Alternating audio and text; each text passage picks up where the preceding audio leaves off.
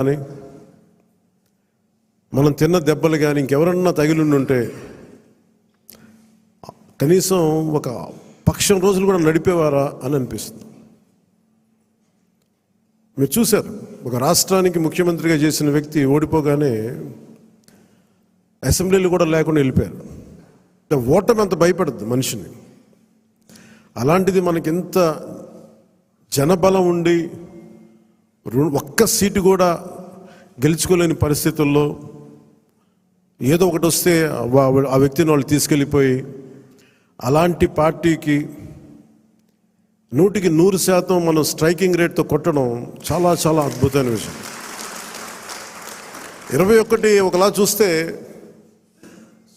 పెద్ద నెంబర్ కాకపోవచ్చు 175లో, కానీ 175 రోజున 164 గెలవడానికి మనం తీసుకున్న ఈ 21 ఒక వెన్నెముక అయిపోయింది ఈ కూటమి విజయానికి. ఇది మామూలు విజయం కాదు. ఇది బయట మనం సభల్లో ఎక్కువ మనం ఊదరగొట్టుకోలేం, కానీ ఒకసారి మనం సాధించిన విజయం కూడా చెప్పడం చాలా అవసరం.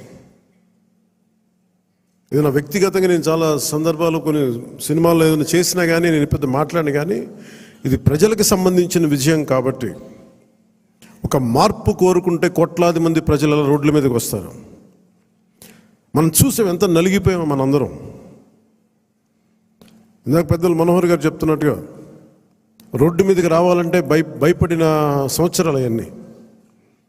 ఒక పోస్ట్ పెట్టాలంటే భయం అందరికీ. ఏదైనా మాట్లాడి ఒక అభిప్రాయం చెప్పాలంటే భయం.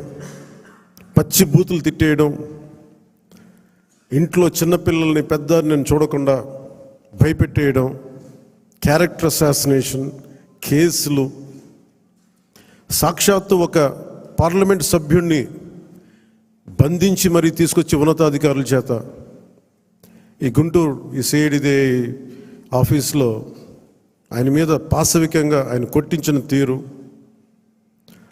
4 దశాబ్దాలు సుదీర్ఘమైన అనుభవం ఉన్న ముఖ్యమంత్రిని కూడా, ముఖ్యమంత్రిగా చేసిన వ్యక్తిని కూడా, ప్రస్తుతం ముఖ్యమంత్రిగా ఉన్న శ్రీ నారా చంద్రబాబు నాయుడు గారిని కూడా జైల్లో పెట్టి 53-54 రోజులు అలాంటి భయభ్రాంతులు చేసిన ప్రభుత్వం. రోడ్డు మీదకి ఒక నోరు తెరిచి మాట్లాడాలంటే భయం, అడ్డగోలు ఇసుక దోపిడీలు. ఇలాంటి నేపథ్యంలో 5 కోట్ల మంది ప్రజలకి వెన్నుదన్నుగా నిలబడింది జనసేన పార్టీ.